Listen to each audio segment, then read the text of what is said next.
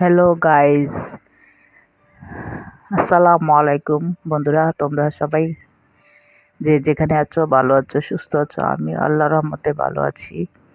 তো আহ, আমি আমার আহ, সুখ দুঃখের স্বামীর সংসার ব্লগ থেকে তোমাদের ভিডিও দেখার জন্য আমন্ত্রণ জানাইতেছি। তো বন্ধুরা, আমি কোথায় যাইতেছি হঠাৎ করে রাতের বেলা রিক্সা দিয়ে, তা তোমাদের কাছে শেয়ার করতেছি।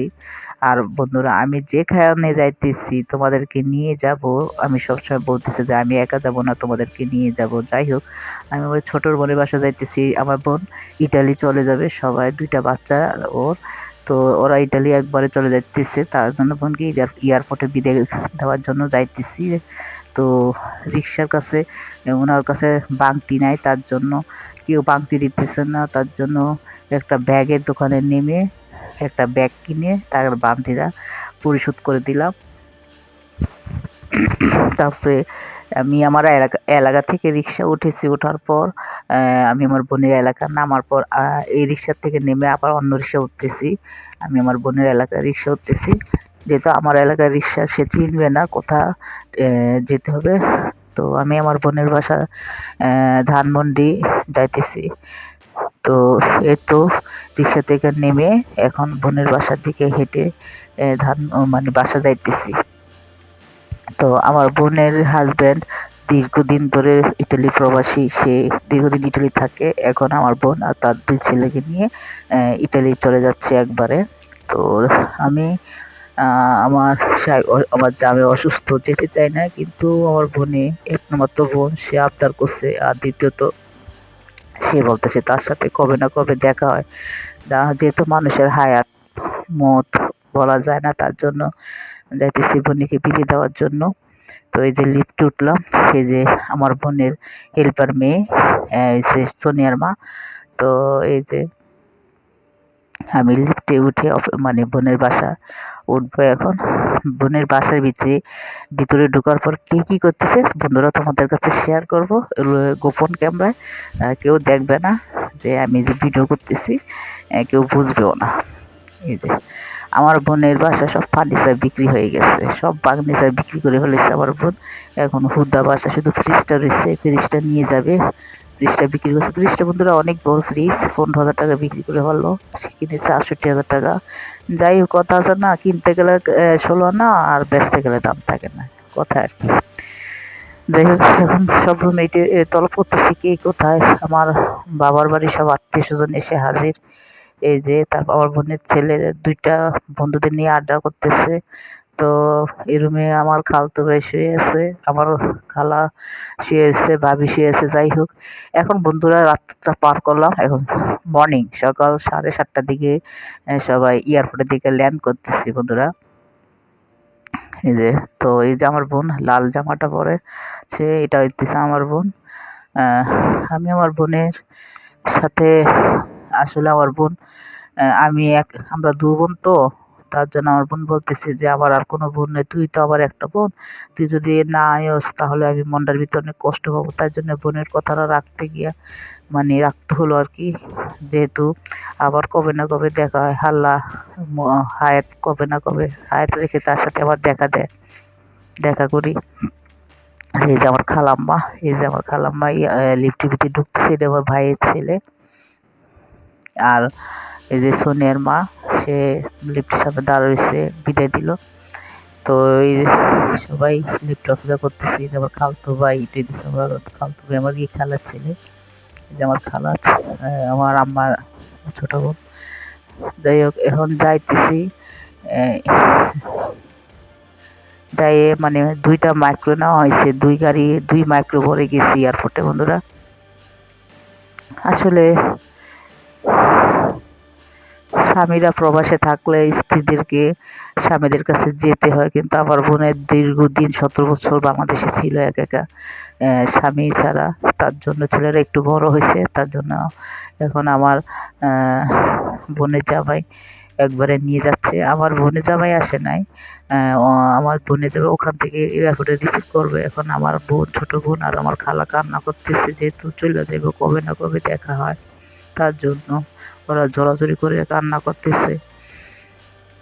আসলে আমার বোন, আমরা ২ বোন ঢাকা ছিলাম। একজনের বাসায় একজনে আসা যাওয়া করতাম। এখন আমি আমার বোন চলে যাওয়ার পর ঢাকার মধ্যে এখন আমি একা হয়ে গেছি। এই যে ওরা সবাই যাচ্ছে, ২ টা গাড়ি, একটা গাড়ি। তো গাড়ি উঠবো কে কোথায় তা মানে নির্ধারণ করা হইতেছে।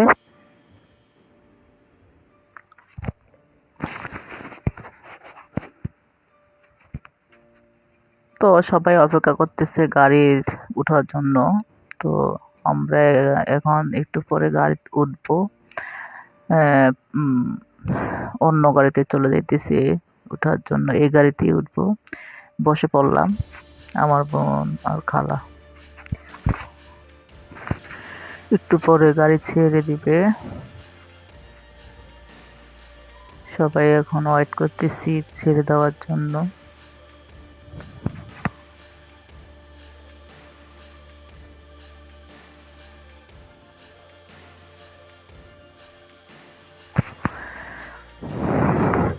যে সামনে একটু নিজেকে তুলে ধরলাম।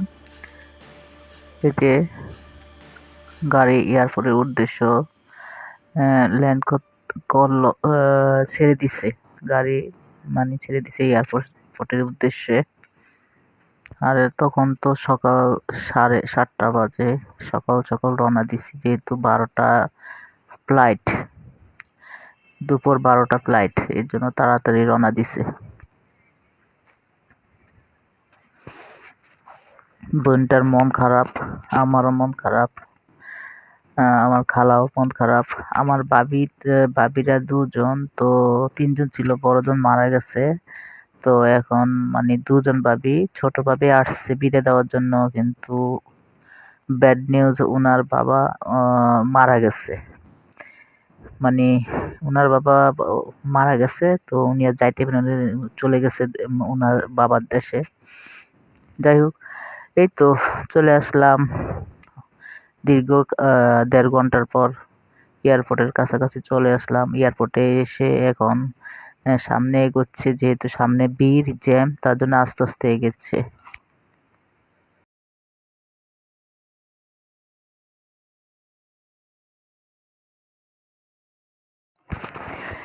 সবাই গাড়ি থেকে নেমে গেছি। গাড়ি থেকে নামার পর এখন আমার বোন, আমার বাবার বাড়ির আত্মীয়স্বজন, আমার বোনের বাচ্চাদের, ওর ফ্রেন্ড সার্কেল, আমার ভাই, আমার বোনের ফ্রেন্ড, সবাই মানে গাড়ি থেকে নেমে গেছে। কিছুক্ষণ পরে মানে এয়ারপোর্টের ভিতরে ঢুকে যাবে। বন্ধুরা, এয়ারপোর্টের ভিতরে যাওয়ার পর তো আর দেখা হবে না, আর বের হতে পারে না। তো ওই সবাইকে বলছে আমি যে আমার বোনের মাথাটা ঠিক করে দিলাম। তো ৮-১০টা লাগেজ নিয়ে যাচ্ছে একবারে দেশের থেকে।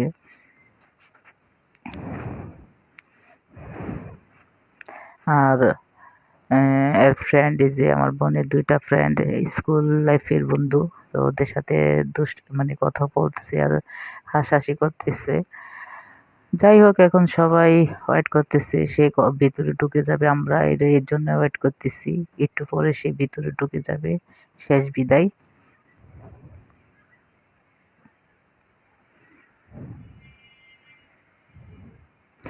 আমার বোনটা আমার খুব সাপোর্টে ছিল। মানে আমি আমার বোনের খুব সাপোর্ট ছিলাম। আ আ আমার বোন আমার সাপোর্টে ছিল। সে আবারও সবসময় আমার মানে পাশে থাকতো, সুখ-দুঃখের পাশে থাকতো। আমাকে সবসময় সাপোর্ট দিত। আমার সাপোর্টে থাকতো সে। কিন্তু এই তো যাওয়ানোর সময় কান্নাকাটি করতেছে বোন আমার। জানি না বন্ধুরা, আমার বোনের সাথে আবার কবে দেখা হবে। আমার ভাই, বড় ভাই, আমার বোনের, আমার ভাইয়ের ছেলের সাথে কথা বলতেছে। এই যে আমার ভাইকে জড়ায় ধরছে। আমার এই ভাইয়ের বউ মারা গেছে বন্ধুরা ২-৩ মাস আগে। সে বিয়ে করে নাই। সে দেখতে শুনতে আরো ভালো ছিল, কিন্তু সে চিন্তার টেনশনে সে এরকম হয়ে গেছে। এই যে আমার বোনের ফ্রেন্ড, স্কুল লাইফের বন্ধু ওরা। যে সবাই বলতেছে যে তোমরা আমার জন্য দোয়া করো। আমার ভাই কান্না করতেছে বোনের জন্য। আমার বোন বুঝাইতেছে যেহেতু আমার ভাবি নেই যে ভাই ঠিকমতো খাওয়া-দাওয়া করুম। ভাইয়ের আবার সুগারের সমস্যা। ঠিকমতো ওষুধ খায় মানে ওষুধ খাওয়ার জন্য বলতেছে। কোনো চিন্তা করতে বলতেছে যে চিন্তা করবেন না। আল্লাহর উপরে ভরসা রাখবেন। সবসময় আল্লাহর উপরে ভরসা রেখে চলবেন। যেহেতু ভাবি নাই, এখন আমার ভাই একা হয়ে গেছে তার জন্য। এই যে আমাকে জড়ায় ধরে কান্না শেষ হচ্ছে। আমার ভাইয়ের ছেলে ২ টা ওরাও কান্না করতেছে। এখন ওরা এয়ারপোর্টের কাছাকাছি মানে ভিতরে ঢুকতেছে, শেষ বিদায়। তো ততক্ষণ পর্যন্ত ওয়েটে ছিলাম। আ যখন ভিতরে ঢুকতেছে তখন বাজতেছে ৯:৩০।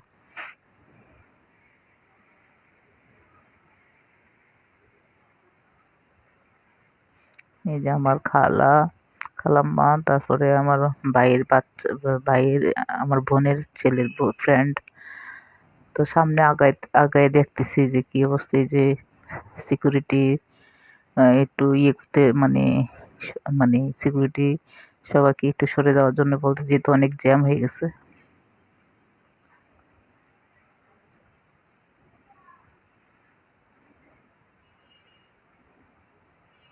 আমার ভাইয়ের মেয়ে, ভাইয়ের ছোট ছেলে যেটা, ভাইয়ের ছোট ছেলে। ওই যে দেখা যাইতেছে ভিতরে ঢুকতেছে আস্তে, আস্তে। একটু ভিডিও শুট করার জুম করে দেখার জন্য। ওই যে আমার বোন, সে বিদায় নিতেছে, হাত ইশারা দিতেছে। বোনের ২ ছেলে ওরাও আমাদের দিকে তাকিয়ে আছে। যাই হোক বন্ধুরা, আমি মানে সারা মানে এয়ারপোর্ট পর্যন্ত আ তোমাদের কাছে ভিডিও শেয়ার করলাম যে কোথায় মানে গেলাম বোনের বাসা, বোনকে বিদায় দিয়ে তারপরে এই যে যখন ভিতরে ঢুকবে তখন একটু হাতের ইশারা করবে। এই যে আমিও হাতের ইশারা করলাম। এই যে চলো ভিতরে ঢুকতেছে, ওর বোন এয়ারপোর্টের ভিতরে ঢুকতেছে, শেষ বিদায়। যাই হোক বন্ধুরা, এই পর্যন্ত ভিডিওটা তোমাদের কাছে শেয়ার করলাম যে আমার বোনের ২ ছেলে ইটালি একবারে চলে গেছে। আল্লাহ কবে জানি দেখা করে হায়াত থাকলে। এয়ারপোর্টে মানে ভিতরে টিকিট দেখাইতেছে। ওই যে এরা বারবার তাকাচ্ছে এখানে। আমার বোনে একটু একটু করে তাকাইতেছে আর হাত ইশারা দিতেছে। ভিতরে ঢোকার পর আর বন্ধুরা দেখা যাবে না, আর বের হতে পারবে না তার জন্য। তো বন্ধুরা, সে পর্যন্ত তোমাদের কাছে ভিডিও একটু শেয়ার করলাম। তোমরা সবাই আমার এই ভিডিওটা দেখে লাইক, শেয়ার, কমেন্ট, সাবস্ক্রাইব করতে ভুলবেন না। ততক্ষণ পর্যন্ত তোমরা সবাই সুস্থ থেকো, ভালো থেকো। আল্লাহ হাফেজ।